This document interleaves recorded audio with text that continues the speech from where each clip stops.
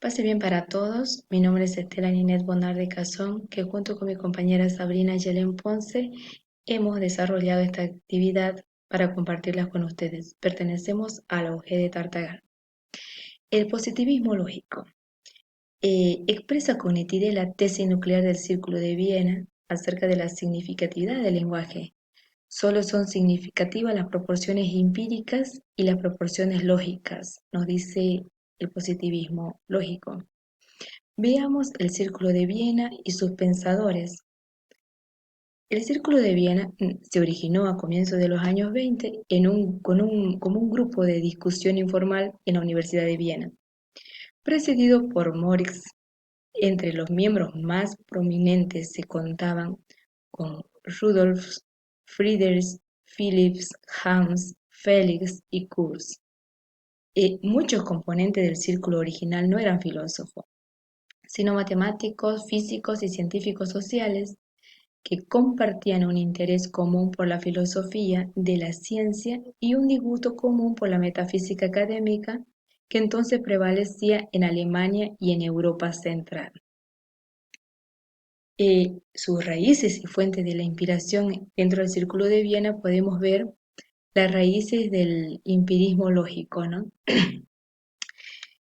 El empirismo lógico del Círculo de Viena hunde sus raíces en dos elementos fundamentales: la concepción de la verdad de Aristóteles y el positivismo o empirismo clásico de Humes y Comte. Veamos, eh, la concepción de la verdad de Aristóteles, esta concepción era una correspondencia entre el decir y el ser. O sea, decir las cosas como sea, como era, sinónimo de discurso verdadero, ¿no? En este Círculo de Viena se reformuló esta concepción y estableció ahora que la concepción de la verdad era una correspondencia entre preposiciones y hecho. El empirismo es la tesis fundamental de todo empirismo. Antes y después es la única fuente del conocimiento es la experiencia sensible, ¿no? Veamos entonces ahora el proyecto dentro de estas raíces. El proyecto del Círculo de Viena estribaba en conformar una filosofía científica. Las matemáticas y la ciencia lógica, así como la física, son los grandes modelos o los que deben toda forma de discurso científico. Características del Círculo de Viena. El empirismo total, un empleo de la lógica simbólica, un rechazo a la metafísica y a la teología, una restricción del dominio de la filosofía y un facilismo. Estas son parte de las características del Círculo de Viena. Veamos las 4 tesis que interpretan el conocimiento científico. Se nos dice que el criterio de demarcación o principio de verificación, el lenguaje lógico, la unificación de la ciencia, la inducción probabilística. En esto del criterio de demarcación o principio de verificación, lo que esencialmente distingue al conocimiento científico frente a otros tipos de conocimiento es su versatilidad, su verificabilidad, mejor dicho, con respecto a los hechos constatables, ¿no? Dentro del lenguaje lógico podemos ver que la base de esta correspondencia estará, por supuesto, en los enunciados observacionales más concretos dados por la experiencia. La unificación de la ciencia, se nos dice que acá se ve, en virtud de ello, de verificar, existe una única filosofía de la ciencia, o sea, es decir, un único programa de desarrollo científico para toda la humanidad. La lógica y la matemática serán el esquema básico para toda expresión comunicacional verificable de la ciencia. La inducción probabilística es la producción de conocimiento científico que comienza por los hechos evidentes susceptibles de observación, la clasificación, medición y ordenamiento, ¿no? Sigue con la detención de regularidades y de relaciones constantes y determina con las generalizaciones universales formuladas mediante leyes y teoría. Veamos el objetivo.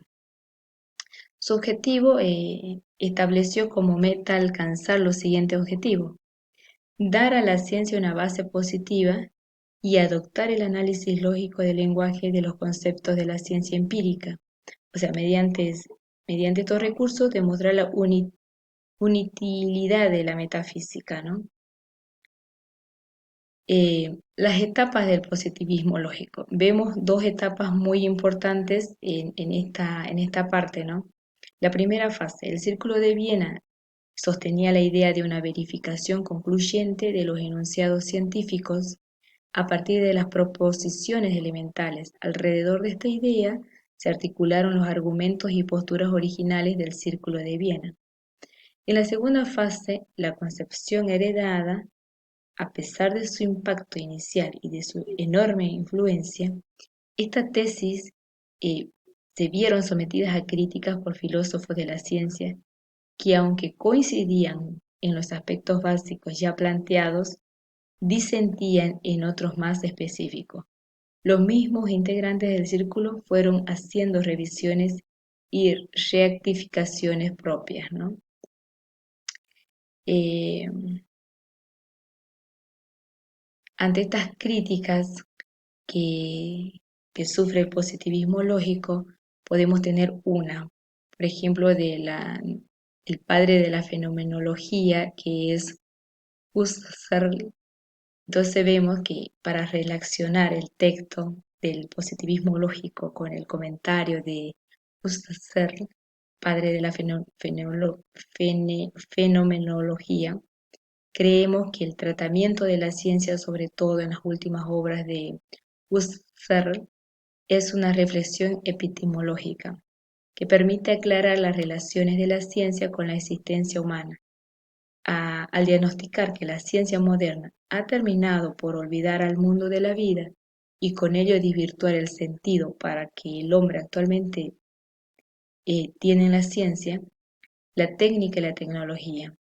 En especial se destaca la función que a este respecto han cumplido en general las ciencias naturales, orientadas por la matemática, al imponerse con su sentido de ciencia objetiva como modelo de cientificidad.